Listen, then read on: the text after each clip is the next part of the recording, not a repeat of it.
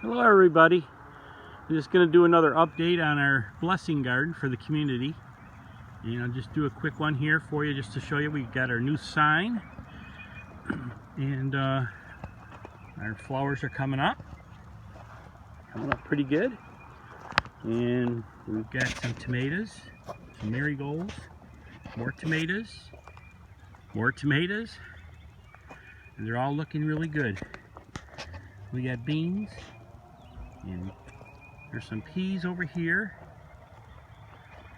We got some cherry tomatoes here, but they're taking a while to come up. We started in seed late, so. But anyway, we got some peppers, and we got lettuce, and we got strawberries, and there's cucumbers, and more beans. I tell you, we're gonna have lots of beans. And this is our zucchini, and that's coming up. And then we've got some watermelon here. That's coming. And then there's peppers. So that's the garden, and it looks like things are coming along quite well.